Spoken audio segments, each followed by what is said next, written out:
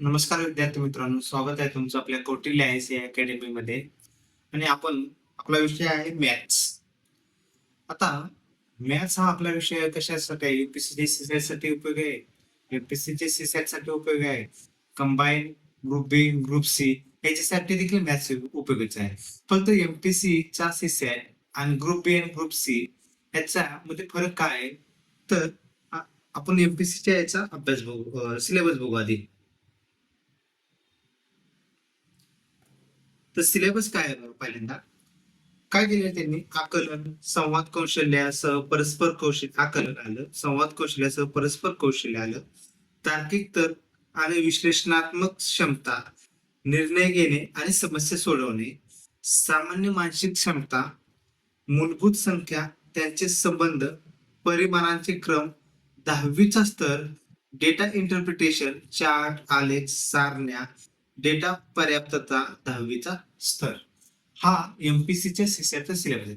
थोडक्यात काय याच्यामध्ये काय आहे? अंकगणित. दुसरं काय आहे याच्यामध्ये? रिझनिंग म्हणजे बुद्धिमापन, बुद्धिमत्ता. आणि याच्यामध्ये अजून काय असतात? पॅसेज असतात, पॅसेज आहे. परत काय आहे याच्यामध्ये? एमपीसीच्या सीसॅट मध्ये अजून कशाचा समावेश आहे?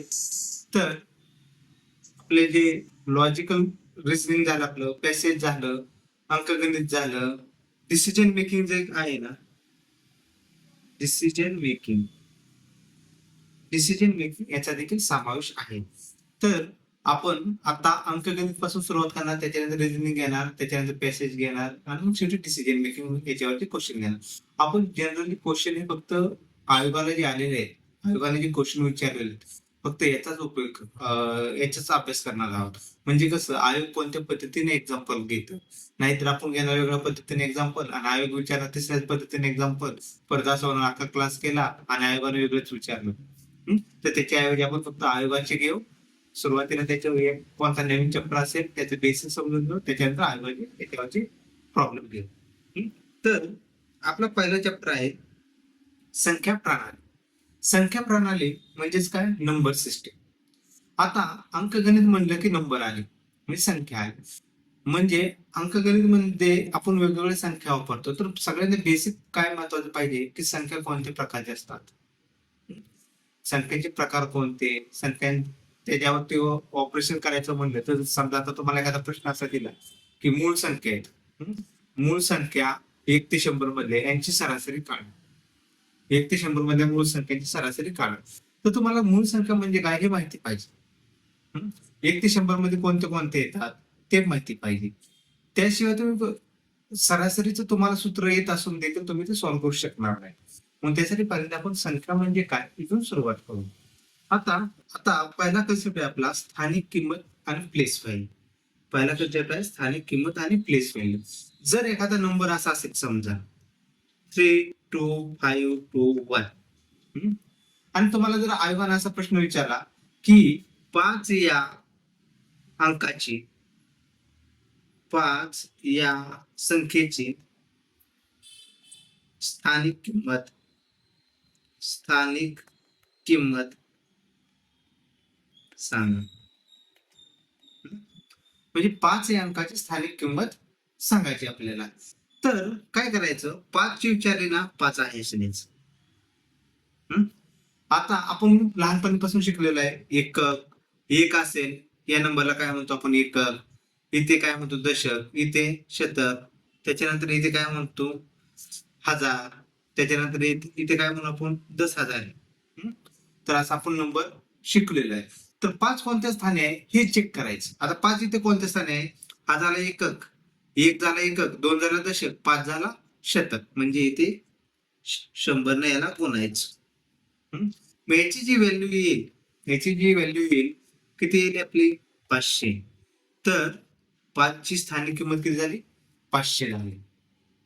म्हणजे जर आता तुम्हाला 2 ची विचारली असते तर तुम्ही काय केलं असतं? 2 लिहिलं असतं, गुणिले 2 कोणत्या ठिकाणी आहे? एकक, एकक स्थानी, 2 तर दशक स्थानी, म्हणजे 10 त्याला गुणलं असतं, त्याची 20 आहे. ही झाली आपली स्थानिक किंमत. आता दुसरा कन्सेप्ट आहे दर्शनी किंमत. दुसरा कन्सेप्ट काय? दर्शनी किंमत. आता दर्शनी किंमत म्हणजे काय? तर जी संख्या असते ना तिची तीच म्हणजे जिची फेस व्हॅल्यू म्हणतो ना आपण, की समजा 2 असेल तर 2 ची दर्शनी किंमत ही 2च राहील. 5 असेल तर 5 ची दर्शनी किंमत ही 5च राहील. 7 असेल तर 7 ची दर्शनी किंमत ही 7च राहील. म्हणजे आता 5 ची दर्शनी किंमत 5 ची दर्शनी किंमत 5 असते. त्याच पद्धतीनं 2 ची दर्शनी किंमत किती असेल? दर्शनी किंमत 2च असेल. 3 ची किती असेल? तर 3च असेल.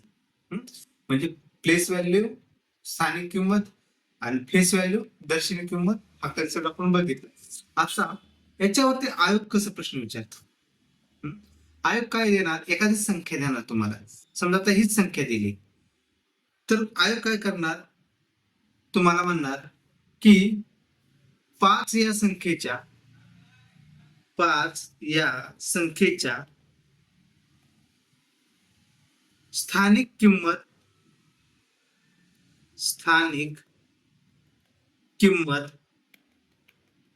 व दर्शनी किंमत यांच्यातील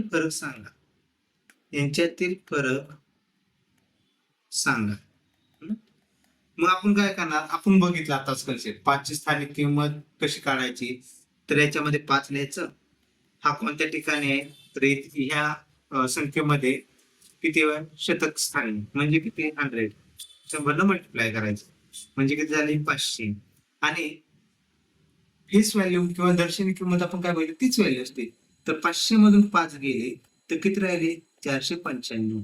आपलं उत्तर किती आलं? 495.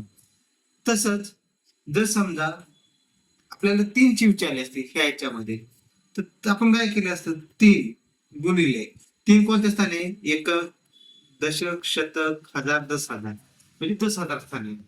म्हणजे 10,000 त्याला आपण काय करणार? गुणणार. म्हणजे किती झालं आपले? 30,000. वजा वजा काय करणार? 3 करणार आपण. त्याच्यावरून काय करणार आपण? त्याच्यातला काय डिफरन्स येईल ते म्हणजे किती येईल आपला? 29,997 हा झाला डिफरन्स. म्हणजे तुम्हाला काय बघितलं आपण? स्थानिक किंमत काय, दर्शनी किंमत काय, जर त्याच्यावरती प्रश्न आला तर तो कसा सॉल्व्ह करायचा एक्झाम्पल नुसार आपण बघितलं. आता पुढे जर आयोगाने विचारलेलं असेल आपल्याला तर आपण त्याच्यावरती आयोगाचे जे क्वेश्चन असतील ते आपण सॉल्व्ह करू. आता पुढचं काय? वास्तव संख्या म्हणजे रिअल नंबर आणि दुसरी आहे आभासी संख्या म्हणजे इमॅजिनरी नंबर. आता वास्तव संख्या, वास्तव या शब्दावरून आपल्याला समजते की वास्तववादी म्हणजे काय? रिअलिटी मध्ये असलं पाहिजे. म्हणजे आपण दैनंदिन जीवनामध्ये याचा उपयोग करतो. दैनंदिन जीवनामध्ये उपयोग कशाचा करतो आपण? वास्तव संख्येमध्ये आपण 0चा करतो, 1चा करतो, 2चा करतो. त्याच्यानंतर आपण आपण कशाचा करू शकतो? 1/2चा पण करतो. वर्गमुळात 5 असेल त्याचा पण करतो. म्हणजे ह्या झाल्या काय? वास्तव संख्या. आता आभासी संख्या बघितलं की तुम्हाला कळेल वास्तव संख्या कोणत्या काय. आभासी संख्यामध्ये अशा संख्या की ज्या वर्गमुळात असतात परंतु ते निगेटिव्ह असतात. वर्गमुळात असतात परंतु त्या कशा असतात? निगेटिव्ह असतात. म्हणजे वर्गमुळात -7, वर्गमुळात -5. म्हणजे वर्गमुळात असतील मायनस असतील तर ते काय म्हणायचे? आभासी संख्या. मग जर आता आयोगाचा प्रश्न कसा असू शकतो? तुम्हाला काही नंबर दिले जातात. ग्रुप बी, ग्रुप सी ला कसे दिले जातात? काही नंबर दिले जातात. त्या नंबर मध्ये तुम्हाला काय म्हणतील? याच्यातील वास्तव संख्या कोणत्या आहेत किंवा आभासी संख्या कोणत्या आहेत? त्याच्या पुढे जाऊन क्वेश्चन असा विचारते, एक दिलेल्या संख्येमधील वास्तव संख्या यांची सरासरी काढा. असा प्रश्न एक हायर लेवलला जाऊन विचारू शकतात. तर पहिल्यांदा आपल्याला वास्तव संख्या म्हणजे काय कळलं, आभासी संख्या म्हणजे काय कळलं. आता पुढचं काय? तर परिमेय संख्या किंवा रॅशनल नंबर. परिमेय संख्या किंवा रॅशनल नंबर. आता रॅशनल नंबर म्हणजे काय? जर समजा ए आणि बी असे दोन नंबर आहेत की जे आपण ए भागिले बी या स्वरूपात मांडू शकतो. ए आणि बी हे दोन संख्या आहेत. ए आणि बी, ए भागिले बी या स्वरूपात मांडू शकतो. परंतु याच्यामध्ये कंडिशन काय, बी ची किंमत ही 0 नसली पाहिजे. कंडिशन काय, तर बी ची किंमत 0 नसली पाहिजे. तर त्यावरती काय म्हणायचं आपल्या, परिमेय संख्या किंवा रॅशनल नंबर. आता दुसरं काय आपलं, अपरिमेय संख्या. अपरिमेय संख्या म्हणजे काय, जर समजा आता दोन संख्या दिल्या असतील पण ते आपण ए भागिले बी या स्वरूपात मांडू शकत नाही, तर त्याला काय म्हणायचं, अपरिमेय संख्या. दुसरं काय, याच्यात पण बी ची किंमत 0 नसली पाहिजे. हे काय झालं आपल्या अपरिमेय संख्या. म्हणजे आपण स्थानिक किंमत बघितली, दर्शन किंमत बघितली, वास्तव संख्या बघितल्या, आभासी संख्या बघितल्या, परिमेय संख्या बघितल्या आणि अपरिमेय संख्या कोणत्या असतात ते बघितले. आता पुढचं बघू.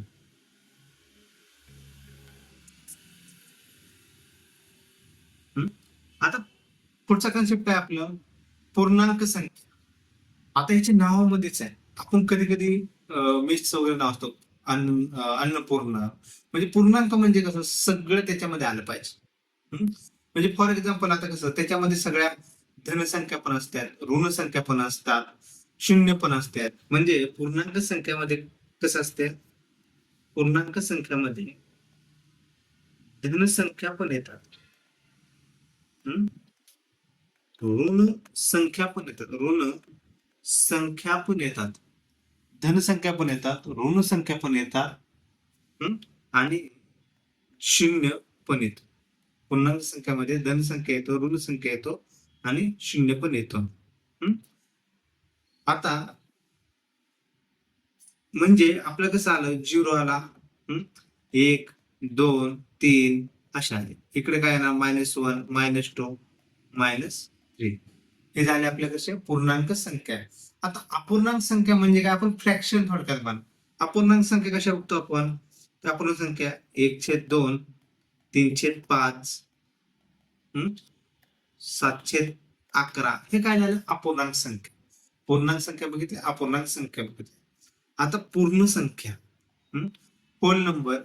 पूर्ण संख्या म्हणजे कोणत्यातल्या, त्याच्यामध्ये 0 आणि सर्व नैसर्गिक संख्या, सर्व नैसर्गिक संख्या असतात. 0 आणि सर्व नैसर्गिक संख्या असतात. म्हणजे तुम्ही सुरुवात कुठून होणार, 0 येणार, 1 2 3 असं करत करत तुम्ही इन्फिनिटी पर्यंत जाणार. हे काय झाले पूर्ण संख्या. आता नैसर्गिक संख्या काय, तर पूर्ण संख्याची काय बघितले, 0 आणि सर्व नैसर्गिक संख्या. तर नैसर्गिक संख्या म्हणजे नॅचरल नंबर, त्याच्यामध्ये काय असणार आहे, फक्त 0 नसणार आहे. म्हणजे 1 2 3 4 असे तुमचे पुढे कंटिन्यू चालत राहणार आहे. आता तुम्हाला काय प्रश्न कसा विचारतात, सलग 5 नैसर्गिक संख्यांची बेरीज एवढी आहे किंवा सरासरी एवढी आहे, तर ते संख्या कोणती, ते त्यास कळलं पाहिजे की नैसर्गिक संख्या कोणत्या असतात, 1 2 3 4 5 6 असं अनंतपर्यंत जे असतात त्या नैसर्गिक संख्या असतात. पुढचं काय, मूळ संख्या किंवा प्राईम नंबर, हा सगळ्यात महत्वाचा कन्सेप्ट. मूळ संख्या म्हणजे काय, प्राईम नंबर म्हणजे काय, अशी संख्या, अशी संख्या की ज्या संख्येला त्याच संख्येने आणि फक्त 1 ने भागतो. जर आता बघा 11,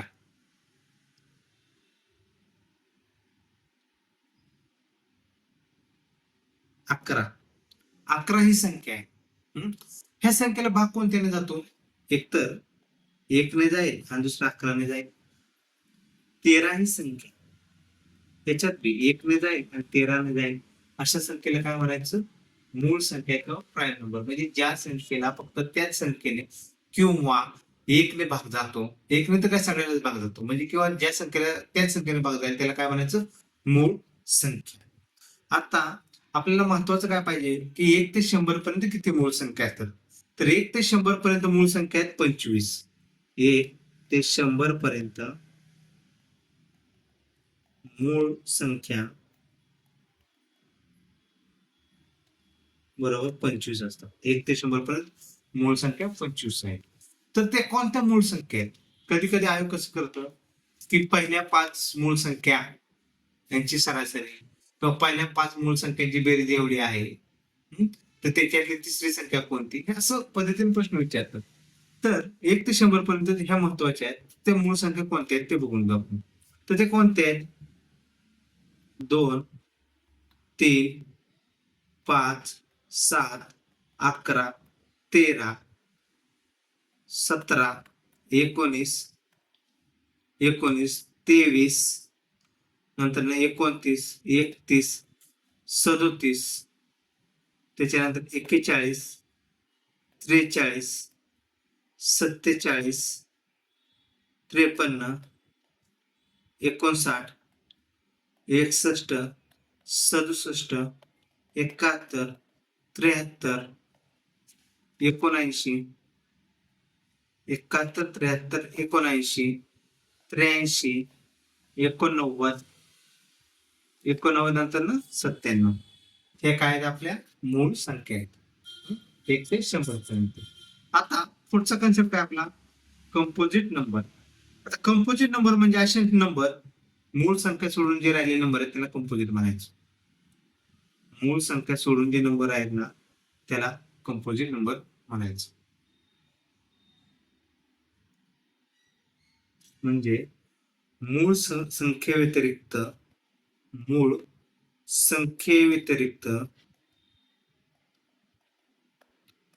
सर्व संख्या यांना संयुक्त संख्या म्हणतात.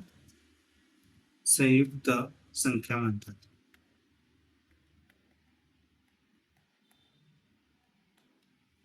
यांना काय म्हणतात? संयुक्त संख्या म्हणतात. पुढचं काय दिले आपल्याला? समसंख्या किंवा इव्हन नंबर.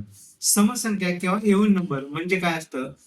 तर अशा संख्या की ज्याला 2 ने भागत आहे, हेच सिंपल आपण ध्यानात ठेवायचं.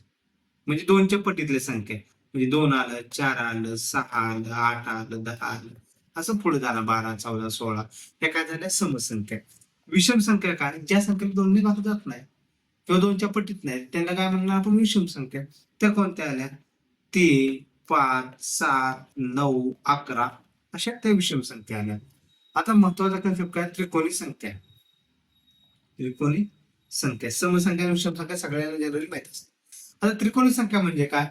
2 क्रमागत नैसर्गिक संख्यांच्या गुणाकाराच्या निमपट्टीस त्रिकोणी संख्या म्हणतात. म्हणजे जर समजा 2 क्रमागत संख्या आहेत, 5 आणि 6, त्या 2 क्रमागत संख्या आहेत. तर 5 ची त्रिकोणी संख्या कोणती आली? 5 ची त्रिकोणी संख्या 5 ची त्रिकोणी संख्या कशी असते? तर आपला काय सांगितलं? 5 ची त्रिकोणी संख्या काय म्हणलं आपण? आता 5 घेणार, 5 गुणिले 6 भागिले 2, किंवा आपल्याला जर असं सांगितलं की 2 गुणिले 3 भागिले 2, तर याची किती? 2 ची 3 आली. याचं काय वेळ येईल? 6 30 भागिले 2 15. म्हणजे अशी त्रिकोणी संख्या 2. जर 5 ची विचारली 5 आणि 6 घ्यायचं, 2 ची विचारली 2 आणि 3 घ्यायचं, 4 ची विचारली तर 4 आणि 5 घ्यायचं. हे काय जर आपण बघितलं? त्रिकोणी संख्या बघितली. आता स्क्वेअर नंबर. स्क्वेअर नंबर म्हणजे काय? आपण वर्ग बघितलेले आहेत. 2चा वर्ग 4, 3चा वर्ग 9, असे आपल्याला कितीपर्यंत? कमीत कमी 30 पर्यंत वर्ग माहिती पाहिजे, जेणेकरून आपलं कॅल्क्युलेशन फास्ट होईल. म्हणजे जर एक्झाम मध्ये आपण करणार, आपल्याला 16 विचारलं तर 16 गुणिले 16 करत बसणार, 15 गुणिले 15 करत बसणार, त्याच्यापेक्षा 1 ते 30 वर्ग पाठ असलेले खूप चांगले.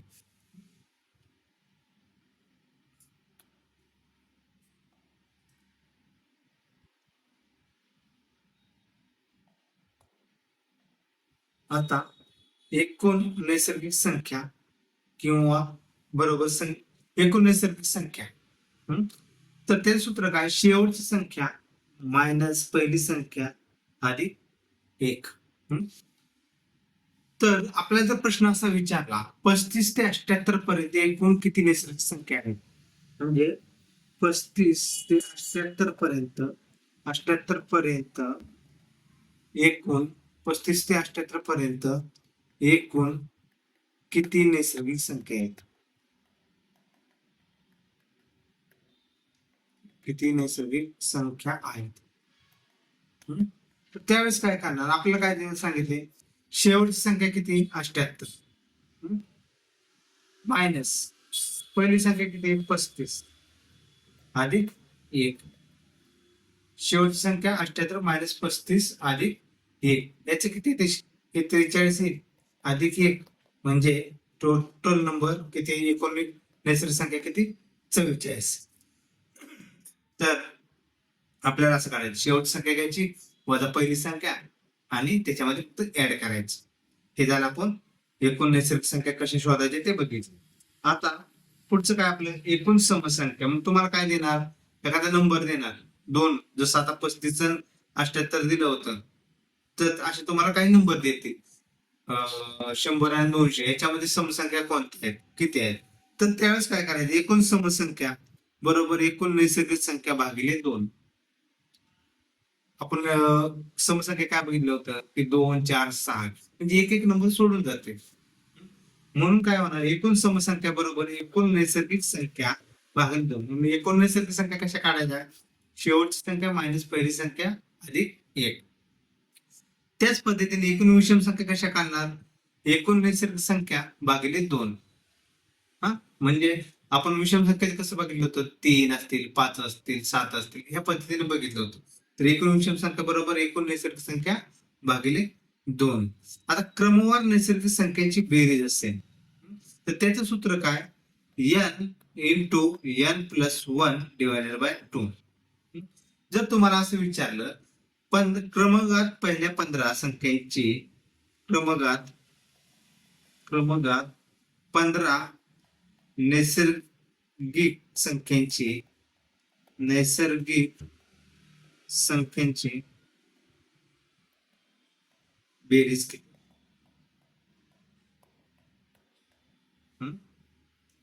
तर अशा वेळेस काय करणार तुम्ही? आपल्याला किती 15 द्यायचे? 15 गुणिले 15 ने 16 भागिले 2 बॅक 16. मग 15 गुणिले 8 किती होते? 15 × 60 15 × 20 असे 120. हे झालं त्याची ती बेरीज झाली. म्हणजे क्रमवार नैसर्गिक संख्येची बेरीज कशी काढायची? ती n into n plus 1 divided by 2. हे सूत्र आपल्याला पुढं सिम्प्लिफिकेशन किंवा नंबर सिस्टीम याच्यावरचे जे आपल्याला प्रॉब्लेम असतील ते सॉल्व्ह करण्यासाठी उपयोगी राहणार आहेत. ओके. आता नेक्स्ट कन्सेप्ट आपला आता विभाज्यतेच्या कसोटी. हा महत्वाचा कन्सेप्ट. विभाज्यतेच्या कसोट्या म्हणजे काय? की आता ही 2ची कसोटी म्हणजे की 2 कोणत्या कोणत्या नंबरला भाग जाऊ शकतो. मग आपल्याला जर आता 4-5 मोठे मोठे नंबर दिले आणि त्याच्यात जर आपल्याला सांगितलं की बाबा याच्यातली कोणत्या संख्येला 2 ने भाग जाऊ शकतो, तर त्यावेळेस आपण काय करणार? की 2ची कसोटी काय बघणार. की 2ची कसोटी काय? तुमचा कोणताही नंबर असू द्या, तुमचा कोणताही नंबर असून द्या. म्हणजे समजा जर आता 3, 5, 8, 2, 3, 6, 8, 4, 3, 2, 1, 3 हे नंबर आहेत. तर आज तुम्हाला विचारलं आयोगानं की खालीलपैकी कोणत्या कोणत्या नंबरला भाग 2 ने जाऊ शकतो. तर 2ची कसोटी काय? की दिलेल्या नंबरच्या शेवटची नंबर बघायची फक्त एकक स्थानी. जर एकक स्थानी तुमचा नंबर 0 असेल, 2 असेल, 4 असेल, 6 असेल आणि 8 असेल तर त्या पूर्ण संख्येला 2 ने भाग हात जाणार. बघा म्हणजे आपण तुम्ही काय करणार? दिलेल्या नंबरचा फक्त लास्टचा डिजिट बघणार. त्या डिजिट कोणता आहे? 0 असेल, 2 असेल, 4 असेल, 6 असेल, 8 असेल तर त्या पूर्ण संख्येला भाग जाणार. त्याच्यानंतर 3ची कसोटी. 3ची कसोटी ही वेगळी आहे. आता जर समजा तुम्हाला असं नंबर दिला की 3, 5, 8, 2 हाच नंबर घेऊ, तर तुम्ही काय करणार? ह्या सगळ्यांची बेरीज करणार. 3 अधिक 5 अधिक 8 अधिक 2. यांची बेरीज किती येते ते बघा. आता इथे बेरीज किती ते? 8 आणि 2 10, 10 आणि 5 15 आणि 3 18. आता ह्या 18 जी बेरीज आलेली आहे त्या 18 या बेरजेला 3 ने भाग जातोय. 18 या बेरजेला 3 ने भाग जातोय का हे चेक करणार. इथे भाग जातोय का? 6. तर काय करणार आपण म्हणायचं या पूर्ण संख्येला 3 ने भाग जाऊ शकतो. 2चे काय बघितलं की शेवटच्या अंकाला 0, 2, 4, 6, 8 असेल. 3चे काय बघितलं तर आपण सगळ्या नंबरची बेरीज करणार. ती बेरीज जेवढी येईल टोटल त्याला काय करणार आपण? डिवायडेड बाय 3 ने करणार आणि भागिले 6 करणार. आता पुढची 4ची कसोटी. जसं 2ची कसोटी आहे ना तशीच 4ची कसोटी आहे. 4च्या कसोटीमध्ये कसं असतं, 4च्या कसोटीमध्ये आपण काय करतो, आता समजा 3, 5, 4, 4 हा 6, 8, 4, 3. तर 4च्या कसोटीला शेवटचे 2 डिजिट घ्यायचे. शेवटचे 2 डिजिट येते किती, 44, इथे किती आहे, 43. याला 4ने भाग घालवायचा. ज्या नंबरला 4ने भाग जाईल, हे शेवटचे 2 डिजिटला 4ने पूर्ण भाग जाईल, तर त्या पूर्ण संख्येला 4 भाग जाऊ शकतो. म्हणजे 4ची कसोटी काय बघितली आपण, शेवटचे 2 डिजिट घेणार, त्याला 4ने भाग जातोय का, जातोय, तर ती त्या पूर्ण संख्येला 4ने भाग जाईल. जर भाग नाही गेला तर नाही जाणार. 5ची कसोटी, 5ची कसोटी ही खूप सिंपल आहे. आता 5चा जर पाढा म्हणला आपण, तर त्याच्यामध्ये काय येणार, 5, 10, 15, 20. तर आपले शेवट फक्त काय होते, एक तर 5 येतोय किंवा 0 येते. तर दिलेल्या नंबरच्या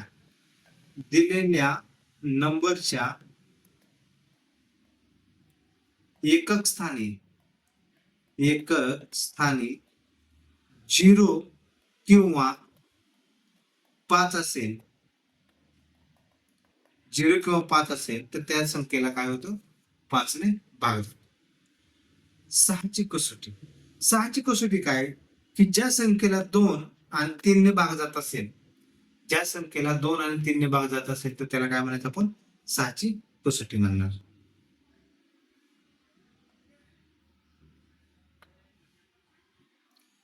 आता 8ची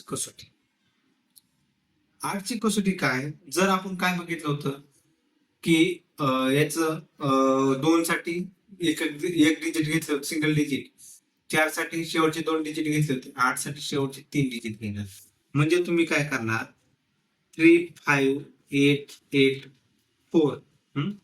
तर तुम्ही काय करणार, 884 ला 8 ने भाग जातोय का, 884 ला 8 ने भाग जातोय का, जर भाग गेला तर काय म्हणायचं, आपलं हे होईल, म्हणजे ते दिलेल्या नंबरला 8ने भाग जाईल.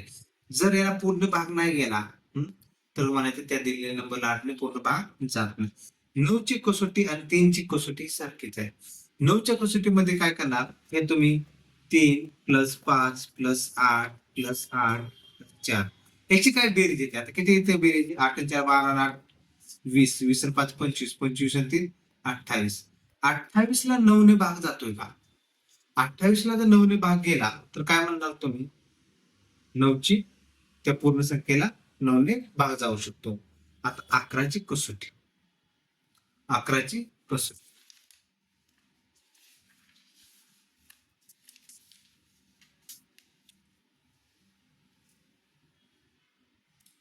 11ची कसोटी काय आहे, आता जर समजा एखादा नंबर आहे, समजा आपण नंबर घेऊया 2, 1, 7, 3, 8, 2 हा नंबर आहे. तर तुम्ही काय करणार, हा जो आहे ना 2, 3, 1 यांची बेरीज करणार, म्हणजे या साईडने सुरुवात करायची आणि एक एक हे करणार, म्हणजे 2 अधिक 3 अधिक 1 यांची किती बेरीज, 6 आली. 8, 7 आणि 2, 8 आणि 7, 8 अधिक 7 अधिक 2 किती झाले, 7, 7, 14, 8, 7, 15, 2, 17. तर 17 आणि 6 ह्या दोघांतला काय करणार तुम्ही, पहिल्यांदा डिफरन्स घेणार, मग 17 वजा 6 किती आला, 11. ही जी 11ची संख्या आलेली आहे, त्या 11ला 11 भाग घालवायचा. जर भाग गेला तर ते म्हणायचे त्या संख्येला 11ने भाग जाऊ शकतो. काय म्हणायचं, 11ने भाग जाऊ शकतो. आता 7ची कसोटी, महत्वाच्या 2-3च कसोटी आहेत, एक तर 11ची कसोटी आहे, 7ची कसोटी आणि 13ची कसोटी. 13ची कसोटी आणि 7ची कसोटी सारखीच आहे. 13ची कसोटी 7च्या कसोटीमध्ये काही फरक नाही. तर आता 7ची कसोटी, आता समजा आपण एखादा नंबर घेऊ 3, 4, 7, 3, 7 त्याच्यानंतर 2, 1 हा नंबर घेतला, तर काय करणार तुम्ही, ह्या साईडनं 3-3ची ग्रुप करणार. ह्या साईडनं काय करणार, 3-3ची ग्रुप करणार, म्हणजे काय केलं, 721 झालं. दुसरं काय झालं, 343. ह्या दोघांचा डिफरन्स घेणार, किती, 11तनं 3 गेले 8, चाले 12तनं 5 गेले राहिले 7, चाले 7तनं 4 गेले राहिले 3, म्हणजे 378. याला 7ने भाग जातो का ते बघणार. याला जर 7ने भाग गेला तर काय होईल म्हणायचं, ती 7ची ते पूर्ण संख्येला 7ने भाग जाऊ शकतो. आता पुढचं वर्ग आणि वर्गमूळ. वर्ग आणि वर्गमूळ तुम्हाला माहिती आहे. वर्ग म्हणजे वर्ग आणि वर्गमूळ कसं असतं, एक्स त्याचा काय असेल एक्स वर्ग, म्हणजे 2चा वर्ग 4. जर तुम्हाला वर्गमूळ म्हणजे काय 4 असेल तर 4चं वर्गमूळ काढलं तर किती येते, 2 येतं. म्हणजे याच्यामध्ये काय हे नाही एवढं. आता बघा इक्वेशन आपण एक एक एक एक एक्झाम्पल सॉल्व्ह करायचं. आता बघा हे आयोगाचं आलेलं एक्झाम्पल आहे, PSI पूर्व 2011. तर त्यांनी ही व्हॅल्यू दिलेली आहे. किती दिलेले, 1 2 3 4 5 6 7 8 9 गुणिले 9. हा, तर त्याची पुढे किंमत येते. एक किती वेळा येते बघा, 1 2 3 4 5 6 7 8 9 10, 10 वेळा एक येते. तर परत तेच नंबर दिले गुणिले ए बरोबर, तर त्याचं उत्तर दिलेलं आहे. तर याची किंमत किती. मग आता इथपर्यंत आपण एक चेक करू. शेवटच्या 2-3 संख्या आहेत त्याला 9ने गुणू, 3 संख्येला 9ने गुणू, म्हणजे 789 ला 9ने गुणू. जर एक एक येत असेल तर मग आपल्याला पुढं सॉल्व्ह करायला तसं. बघा आता 9 9 81 आहेत, 8 9 72, 8 9 72 आणि 8 80. बघा इथे किती आलं, 0 आला आणि 1 आलं. तर इथे काय आहे, 1 1 आहे. म्हणजे याला हे अशा पद्धतीने सॉल्व्ह करून चालणार नाही. तर मग ह्याच्या वेळेस लॉजिक लावायचं, ऑप्शन मध्ये बघायचं. इथे 9 9 गुणलेलं आहे तर एक एक आलं, तर इथं 2 2 येण्यासाठी काय करावं लागेल आपल्याला, 18 गुणावं लागेल. म्हणजे आपलं उत्तर काय झालं, 18. कारण हे सॉल्व्ह करून तर जाणारच नाही ना पुढं. कारण आपण इथंच बघितलं 9 9 81 8 8 8 9 72 आणि 8 80 0. पण इथं एक पाहिजे ना, म्हणजे हे लॉजिक न सॉल्व्ह करायचं गणित होतं.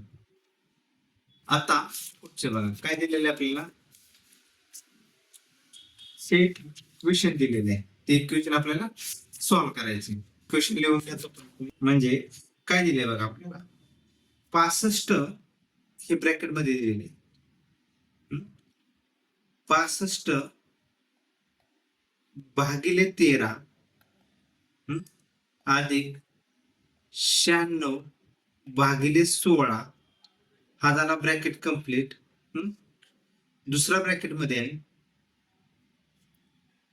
25 भागिले 2.5 अधिक 44 भागिले 11. हा दुसरा ब्रॅकेट कम्प्लीट. आणि ह्या पूर्ण ब्रॅकेटला भागिले असल्यामुळं आपण सरळ असं म्हणलो होता. त्यांच्यात काय दिले, 32 भागिले 16 अधिक 80 भागिले 10. 32 भागिले 16 अधिक 80 भागिले 10. आता हे आपल्याला इक्वेशन सॉल्व्ह करायचे. तर जर आपण भाग घालवला तर 13 ला डायरेक्ट भाग जातोय, 13 65, म्हणजे इथे काय राहिलं शिल्लक, इथे 5 राहील, अधिक 66 96 5 अधिक 6, पण हे ब्रॅकेट मध्ये लिहायचं. दुसरं काय दिले, 25 भागिले 2.5, तर काय येणार आहे इथं 10 उत्तर येईल, 10 अधिक 11 चौक 44 म्हणजे 4, भागिले किती आहे आपलं 16 के 16 16 दुनी 32 म्हणजे 2 अधिक 10 के 10 8 10 80, 2 अधिक 10 80. काय झालं आपलं 8 10 80. मग आता काय झालंय, आपण काय करायचं, 5 आणि 6 यांचं बेरीज किती येते 11, 7 5 11 गुणिले 8 10 आणि 14, 10 आणि 4, तर याचं किती झालं 14, भागिले किती 8 आणि 2 10, बरोबर किती. आता 11 गुणिले 14 यांचा गुणाकार करायचा. 11 चौक 44 44 11 एके 11 11 15 भागिले 10, म्हणजे किती आलं 15.4 हे उत्तर आलं, 15.4.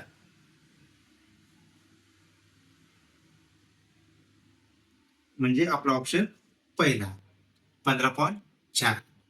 तर हे अशा पद्धतीने एकदम सिंपल स्लोली सॉल्व्ह करायचं. आता पुढचे बघा काय दिलेलं आपल्याला, 7,663 या संख्येतील 6 या संख्येच्या स्थानिक किमतीतील फरक सांगा. आता दोन संख्या आहेत बघा. 6 किती वेळा आहे? इथे एकदा आहे आणि इथे एकदा आहे, 2 वेळा. तर त्याच्या स्थानिक किमतीतील फरक काढा. आता आपण स्थानिक किंमत काय बघितली होती? तर पहिल्यांदा संख्या आहे अशी लिहायची गुणिले ती संख्या कोणत्या ठिकाणी. आता 2 काढायचे, 2 वेळा 6चा आहे म्हणून 2 ठिकाणी. आता जर पहिला हा जर 6चा घेतला तर तो कोणत्या ठिकाणी? दशक स्थानी. म्हणजे काय करणार? 6 गुणिले 10 बरोबर 60. हा कोणत्या स्थान आहे? शतक स्थान आहे. म्हणजे किती घेणार? 6 गुणिले 10 बरोबर 100, 600 झालं. आता यांनी काय सांगितले? याच्यातील आपल्याला काय काढायचंय? फरक काढायचा. आता फरक काढायचा म्हणल्यावर काय करणार तुम्ही? 600 वजा 60 म्हणजे आपलं उत्तर आलं 540. ऑप्शन नंबर 2 चा. आपण सुरुवातीला बेसिक संख्या बघितली, त्याचा फायदा झाला ना इथे. आता बघा, खालीलपैकी कोणत्या संख्येस 5 ने निश्चित भाग जातो? म्हणजे ह्या संख्या दिलेल्या आहेत, त्याच्यातल्या कोणत्या संख्येला 5 ने पूर्ण भाग जातो? तर आपण 5 ची गोष्ट काय बघितली होती की ज्या संख्येच्या एकक स्थानी 0 किंवा 5 असेल, 0 किंवा 5 असेल, त्या संख्येला 5 ने पूर्ण भाग जातो.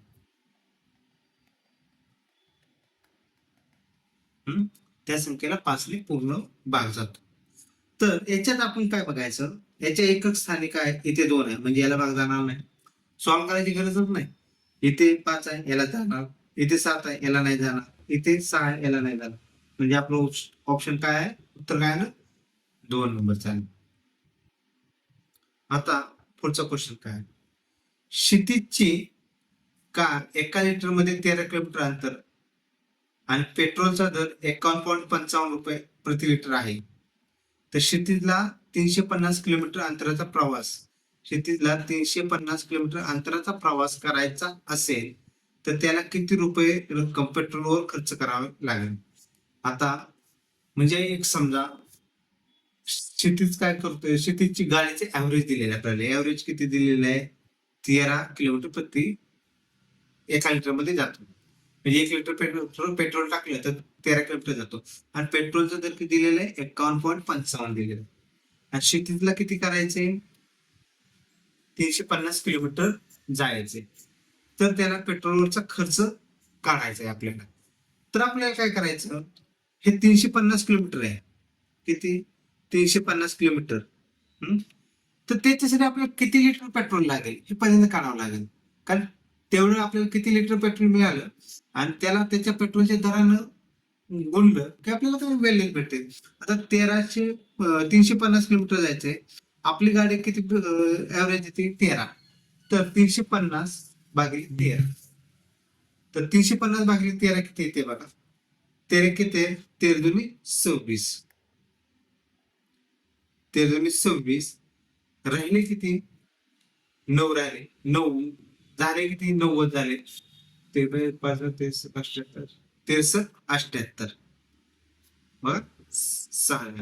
78 झाल्यानंतर परत पुढे किती झाले?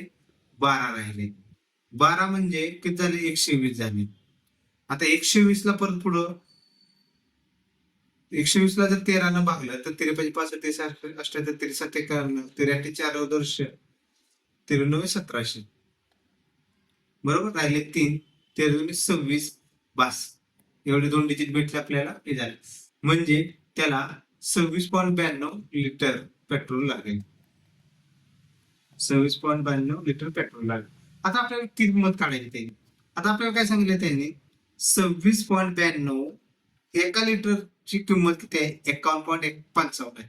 तर ह्या 26.92 गुणिले 51.55 26.92 गुणिले 51.55 तर याचा गुणाकार किती येतो हे चेक करायचं. बघा आता 26.92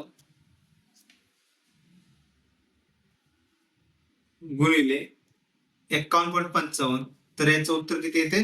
1388 येते. 1388. आता हे कॅल्क्युलेशन थोडस मोठं आहे. तर म्हणजे आपलं कसं आन्सर आलं पहिलं आलं. एखादा काय करेल 27 गुणिले 50 करेल. 26.92 म्हणजे किती येते 27 गुणिले 51 करेल 51 किती येते 51 म्हणजे 7 2 0 5 7 35 45 3 5 2 10 3 13 म्हणजे किती येते 7 5 2 7 1 3 7 7. आता आपण काय केलेलं आहे 51.55 म्हणजे त्याच्या जवळची व्हॅल्यू कोणती येते तर 1388 दुसऱ्याने म्हणजे जर आपल्याला अप्रॉक्सिमेशन जर आपण शिकलो पुढं तर ते ह्या पद्धतीने आपल्याला सॉल्व्ह करावं लागेल. म्हणजे आता 26.92 गुणिले 51.55 एवढं कॅल्क्युलेशन करण्यापेक्षा 26 गुणिले 51 किंवा 52 केलं तर त्याच्या अप्रॉक्सिमेट जवळ येते ना ते घेऊन टाकायचं. आता काय विचारले जर 3756 गुणिले 25 बरोबर 93,900 तर 3.756 गुणिले 25 बरोबर किती हे एकदम सिंपल गणित आहे. तर आपल्याला काय ऑलरेडी त्यांनी 3756 गुणिले 25 बरोबर 93,900 ही किंमत दिलेली आहे. तर 3.756 गुणिले 25 बरोबर किती. आता पॉइंट आपण थोड्या वेळ बाजूला ठेवू. आपण असं म्हणू की हे गुणाकार कशाचा आहे 3,756 गुणिले 25 हा पॉइंट किती डिजिट नंतर नाही 1 2 3 म्हणजे भागिले 1000 करू गुणिले 25. तर याची काय ह्याचा आपल्याला गुणाकार तो वरतीच दिलेला आहे त्यांनी 93,900 दिलेला आहे तर 93,900 भागिले 1000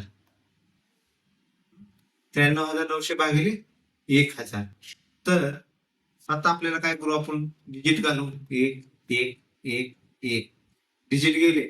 आता 10 न भागल्यानंतर काय होते 1 होऊन जाते एका डिजिटला पॉईंट द्यायचा म्हणजे 93.9 किंवा आपण 93.9 किंवा पुढे शून्य दिला काय नाही दिला तरी चालते म्हणजे आपलं उत्तर किती आलं दुसरं उत्तर 93.900 म्हणजे आपल्याला ऑलरेडी गुणाकार दिला फक्त पॉईंटच्या डिजिटचं आपल्याला ते सॉल्व्ह करायचं होते. आता 1 ते 45 या संख्येदरम्यान 3 ने भाग जाणाऱ्या संख्या चढत्या क्रमाने मांडल्यास सर्वात कमी किमतीच्या संख्येपासून 9व्या स्तरावरील संख्या कोणती आहे.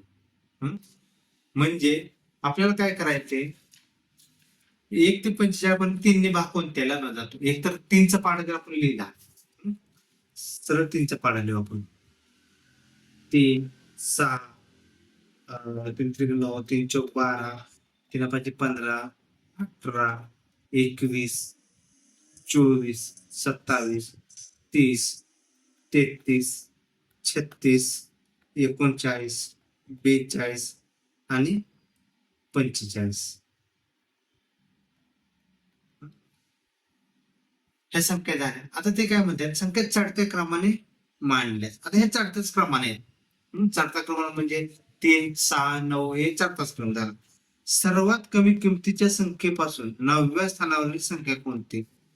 तर इथून काय करायचं आपल्याला 9व्या स्थानावरील संख्या कोणती तर संख्येपासून 9व्या स्थानावरील संख्या कोणती तर आपलं काय आहे 1 2 3 4 5 6 7 8 9 म्हणजे काय येणार आपलं 27 हे उत्तर येणार. आपलं काय येणार 9व्या स्थानावरील 27 हे उत्तर येणार. आता बघा आपल्याला काय दिलेलं आहे इक्वेशन सॉल्व्ह करायचं आहे 12 म्हणजे काय व्हॅल्यू दिलेली आहे आपल्याला 12.3456 वजा 6.23 वजा 5.0045 बरोबर किती हे आपल्याला इक्वेशन सॉल्व्ह करायचं 12.3456 वजा 6.23 वजा 5.0045. तर पहिल्यांदा काय करू आपण ह्या दोन टर्म कशा आहेत वजा वजा 6 आणि 5 हे दोन टर्म कशा दिलेले आहेत आपल्याला, वजा वजा आहेत. तर ह्या दोघांची बेरीज होती ना, वजा वजा ह्या दोघांची संख्येची बेरीज होईल. तर पहिल्यांदा बेरीज करून घेऊ. म्हणजे ही व्हॅल्यू आहे 12.3456 वजा, आता वजा याचं किती होईल, 5 आहे असं राहील, 5 4 3 2.75 11 म्हणजे व्हॅल्यू काय झाली, 11.2345 झाली. आता 12.3456 मधून 11.2345 व्हॅल्यू बरोबर आपण एक्स मानू. तर ही व्हॅल्यू काढायची. आता 6 मधून जर आपण असं मानलं, 12.3456 वजा 11.2345, 7 5 गेले राहिले 1, 5 4 गेले 1 शिल्लक राहिला, 4 3 1 शिल्लक राहिला, 3 2 गेले 1 शिल्लक राहिला, 2 1 गेले 0 1 राहिला, 1 1 0 म्हणजे आपलं उत्तर काय आलं, 1.11. 1.11 म्हणजे याच्यात फक्त आपल्याला हे दोन मायनस आहेत म्हणून आपण पहिले त्याची बेरीज करून घेतली. ज्या क्षणाला आपण ह्या दोघांची बेरीज केली तिथेच उत्तर आलं. म्हणजे ज्यावेळेस एक्झाम मध्ये आता तुम्हाला बघा 12 आलेला आहे आणि तो -11 आलेला आहे, तर ह्याच्यामधला डिफरन्स फक्त एकाच्याच जवळचा आहे. तुमचा 2चा तर डिफरन्स असू शकत नाही. म्हणजे इथेच आपलं उत्तर निघालं होतं. आता त्यांनी काय सांगितले की एक लॉटरीचं हे आहे, लॉटरीचं काय, 5 रुपये किमतीच्या लॉटरीच्या तिकिटांच्या गठ्ठ्यात. म्हणजे एक लॉटरीचं तिकीट किती, 5 रुपये. गठ्ठ्यात नंबर काय दिलेला आहे, पीबी 95219, पीबी 95219. दुसरं काय दिलेलं आहे, पीबी 95274. तर यांची एकूण किंमत किती, यांची एकूण किंमत किती. मग आपल्याला आपण ते नैसर्गिक संख्या बघितलं होतं, दोन नैसर्गिक संख्यामध्ये असेल तर आपण काय करतो, या दोघांचा डिफरन्स घेतो आणि त्याच्यामध्ये एक ऍड करतो. तर आपल्याला पहिल्यांदा काय करावं लागेल, यांचा डिफरन्स घ्यावा लागेल. तर आपण काय करू, आता पीबीचं काय आपल्याला घेणे देणे नाही, आपल्याला पुढच्या हे जे नंबर आहेत त्या नंबरची घेणे देणे. तर पहिल्यांदा नंबर लिहून घेऊ, 95274 वजा 95219. आता आपल्याला खरं तर फरक कशातला काढायचा आहे, 274 वजा 219 किंवा 74 वजा 19 हा खरा आपला फरक असणार. कारण 200 पर्यंत 95 200 पर्यंत दोन्हीकडे व्हॅल्यू आहे, फक्त फरक काय 74 आणि 19. 74 आणि 19, 74 वजा 19 त्याचा फरक किती येतोय, 14 9 गेले राहिले 5, 1, 7 2 गेले राहिले 5 म्हणजे प्लस याच्यामध्ये काय करणार, एक ऍड करणार म्हणजे टोटल तिकीट किती झाली, 56 तिकीट झाले. आता 56 तिकीट झाले तर एका तिकिटाची किंमत किती, 56 गुणिले 5 बरोबर 5 30 40 3 5 5 25 3 28 म्हणजे त्या सगळ्या टोटल तिकिटाची किंमत किती आली, 280 रुपये. आपण कसं केलं, आपण एक फार सूत्र बघितलं होतं की नैसर्गिक संख्यामध्ये दिले असतील तर त्याच्यातला डिफरन्स घ्यायचा, त्याच्यामध्ये एक ऍड करायचं. आपण हे तेच केलं की 95 219 आणि 95 274. आता 200 पर्यंत 219 पासूनच पुढे चालू आहेत ना संख्या, म्हणून 74 वजा 19 घेतलं. जरी तुम्ही सगळं सॉल्व्ह केलं असतं तरी चाललं असतं, नाही केलं किंवा 74 आणि 19 या दोघांचा डिफरन्स घेतला आणि तो डिफरन्स त्याच्यामध्ये पण एक ऍड करायचं विसरायचं नाही. तर ते ऍड का करावं लागतं, कारण की आपण जे डिफरन्स घेतो ना ते 20 पासून चालू होतं. आपण जो डिफरन्स घेतो ते 20 पासून, म्हणजे ते पहिले 20 पहिले काउंट केलं जातं, 21 22 23 24 हे असं चालू होतं. म्हणून पण ही व्हॅल्यू देखील आपल्याला धरावी लागते. आता क्रमाने येणाऱ्या दोन धन विषम संख्यांचा गुणाकार 255 असेल तर ते संख्या कोणत्या. धन विषम संख्या, धन म्हणजे कसल्या, पॉझिटिव्ह असल्या, विषम म्हणजे काय असलेल्या की 3 6 9 अशा असतात. आता त्यांनी काय सांगितले की दोन संख्या क्रमाने येतात. क्रमाने येतात म्हणजे समजा पहिली संख्या जर समजा आपण विषम संख्या 11 घेतली, दुसरी 13 घेतली समजा, मग मी 11 जर समजा एक्स मानलं, तर दुसरी संख्या काय होईल माझी, एक्स मध्ये किती ऍड करावे लागेल तेव्हा ते म्हणजे 11 मध्ये किती ऍड करावे लागतील? 2 ऍड करावे लागतील ना. म्हणजे त्यावेळेस 2 एक्स प्लस 2. म्हणजे त्या दोन संख्या आपण अजून काय करणार की एक पहिली संख्या एक्स दुसरी एक्स प्लस 2. आता त्यांनी काय सांगितले की दोन विषम संख्येचा गुणाकार 255 म्हणजे आपले काय झालं एक्स गुणिले एक्स प्लस 2 बरोबर 255. हे झालं आपलं इक्वेशन. तर याची जर सॉल्व्ह केलं तर आपल्याला काय भेटते आन्सर भेटेल. म्हणजे एक्स ने जर आतमध्ये मल्टिप्लाय केलं तर काय होईल एक्स स्क्वेअर प्लस 2x बरोबर 255. आता 255 अलीकडे घेतलं तर आपलं इक्वेशन काय झालं एक्स स्क्वेअर प्लस 2x वजा 255 इज इक्वल टू 0. आता इथं सगळ्यात महत्वाचं हे आहे की आपल्याला काय करायचंय की 255 चे असे फॅक्टर पाडायचे 255 चे असे फॅक्टर पाडायचे की जेणेकरून आपल्याला त्याचा बेरीज 2 आले पाहिजे आणि त्याचा प्रोडक्ट म्हणजे गुणाकार हा वजा 255 आला पाहिजे. वजा 255 आला पाहिजे. तर आपण काय करणार आता इथे बघणार फॅक्टर कोणते जवळचे येतात. तर 15 आणि 7. आता 15 गुणिले 7 7 5 35 आपल्याला शेवट काय आलं पाहिजे 5 आलं पाहिजे. बघा शेवट काय आलं पाहिजे 5 आलं पाहिजे. इथं काय ते 16 आणि 7 याच्यात डिफरन्स तर इथे आपल्याला काय पाहिजे दोघांची बेरीज पाहिजे 2 पाहिजे. जर इथे जर समजा आपण म्हटलं प्लस 17 मायनस 15 तर दोघांची बेरीज 2 येते म्हणजे एक ऑप्शन असू शकतो. इथे काय येते हे तर नाहीच. इथे कितीचा येतोय 3चा येतोय. इथे कितीचा येतोय 3चा येतोय. उत्तर देखील इथं मिळालं आपल्याला. पण ते जर सॉल्व्ह करायचं म्हणलं तर कसं करणार तुम्ही आता याचे फॅक्टर आपल्याला काय काढायचं प्लस 2 आलं पाहिजे म्हणजे एक्स स्क्वेअर प्लस काय करणार तुम्ही 17x minus 15x minus 255 is equal to 0. बघा ह्या दोघांची बेरीज झाली ना 17x मायनस 15x ह्या दोघांची बेरीज प्लस 2 झाली आणि ह्या दोघांचा गुणाकार 255 येणारच. मग पहिल्या याच्यातून एक्स कॉमन काढणार आतमध्ये काय राहिली एक्स प्लस 17 राहिली. दुसऱ्या याच्यामध्ये एक्स प्लस 17 कॉमन राहील. असं कोणतीच टर्म काढावी लागेल की जेणेकरून मायनस 15 काढावी लागेल. मायनस 15 आत बोलले होते मायनस 15x 17 गुणिले 15 255 इज इक्वल टू 0 म्हणजे x plus 17 is equal to 0 आणि x minus 15 is equal to 0.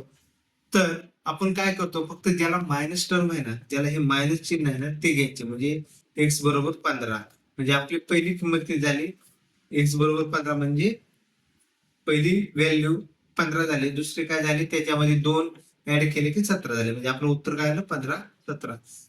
ज्याला लवकर सुटलं असेल ज्याला 7 5 35 या दोघांचा गुणाकार आहे तर हा ऑप्शन वरून देखील सॉल्व्ह केला जाऊ शकतो. नाही तर हे आपलं क्वाड्रॅटिक इक्वेशन सॉल्व्ह झालेलं आहे. आता बघा पुढचं गणित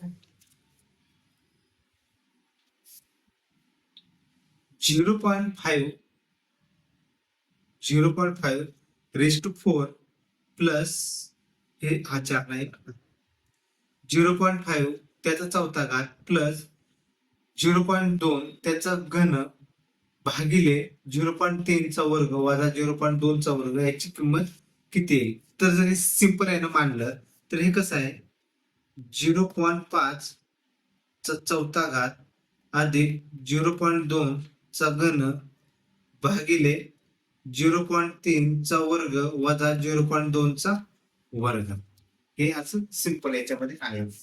तर आता आपण कसं सॉल्व्ह करायचं 0.5 ह्याचा पहिल्यांदा वर्ग करून घेऊ.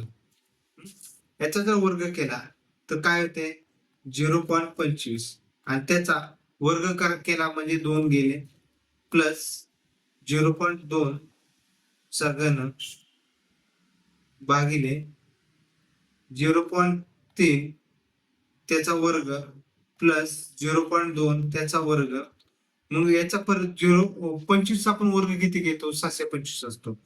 मग 4 वर्ग आहे, डिजिट एका नंतर 2 नंतर नाही, तर डिजिट देखील 4 डिजिट नंतर द्यायचं. म्हणजे किती होणार?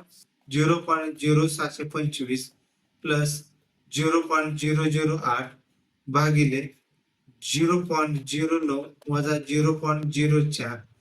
जर आता यांचं ह्या दोघांची बेरीज केली तर हे किती येते? 0.0705 0.0705 भागिले 0.09 वजा 0.04, तर याचं किती येणार? 0.05 येणार. मग हे जर पुढे सॉल्व्ह केलं आपण तर किती होते? 1.41 हे उत्तर. 1.41 आपला ऑप्शन पहिलाच. 1.41 हे उत्तर येईल. आता एखादं काय करेल, हे गणित दुसऱ्या पद्धतीने देखील सॉल्व्ह करता येईल. दुसऱ्या पद्धतीने कसं सॉल्व्ह करणार एखादा, ते पण दाखवतो.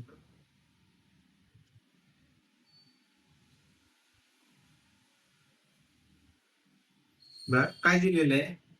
0.5 चा चौथा घात अधिक 0.2 चा घन भागिले 0.3 त्याचा वर्ग वजा 0.2 त्याचा वर्ग बरोबर किती? 0.5 चौथा घात म्हणजे 5 भागिले 10 याचा चौथा घात प्लस 2 भागिले 10 याचा घन भागिले 3 भागिले काय करणार? 3 भागिले 10 याचा वर्ग वजा 2 भागिले 10 याचा वर्ग. म्हणजे पुढे कसं सॉल्व्ह करणार तुम्ही? इज इक्वल टू कसं होणार? 5चा चौथा घात, 5चा वर्ग 25, 5चा चौथा घात किती असतो? 25 गुणिले 25, 25चा वर्ग किती? 625 आलं. 625 प्लस 2चा किती? 8 आलं. हे दोघांचं छेद इथं किती आलं? भागिले किती आलं? 10चा चौथा घात म्हणजे किती होईल? 1 2 3 4. 4 शून्य झाले भागिले 10चा तिसरा घात म्हणजे किती? 1000 होईल. 1 2 3 झाले. खाली काय राहिले? 3चा वर्ग 9 वजा 9 भागिले 100 वजा 4 भागिले 100. आलं का मगाच्या सारखं? मग याचं किती? 725 ला जर 10,000 भागलं तर किती होते? हे त्याची व्हॅल्यू किती येते? 0.0625 प्लस 8 ला 1000 भागलं किती होईल? 0.008 भागिले किती? आता याचं ह्या दोघांचा छेद समान आहे म्हणजे 5 भागिले 100 म्हणजे किती येते? 0.05. तर बरोबर किती आले? 1.41. तर हे आपल्याला असं ह्या दोन्ही पद्धतीने देखील सॉल्व्ह करता येते. आज आपण इथेच थांबू. राहिलेले एक्झाम्पल हे नेक्स्ट लेक्चरला पाहू. आणि हे असंच सिक्वेन्स आपण फक्त हे सगळे आयोगाला आलेले क्वेश्चन आहेत. आपण फक्त आयोगाला आलेलेच क्वेश्चन बघतोय. आपण जनरली असे सिंपल क्वेश्चन किंवा साधे साधे क्वेश्चन घ्यायचे आणि मुलांना कॉन्फिडन्स द्यायचा, याच्यापेक्षा आयोगाचे क्वेश्चन घेऊ जेणेकरून आपल्याला पण जर आयोगाने विचारलं तर ते एक ओळखीचा वाटला पाहिजे क्वेश्चन. मग मेथड कशी असेल, काय असेल, हे तुम्ही जरासा प्रॅक्टिस करा. Okay, thank you.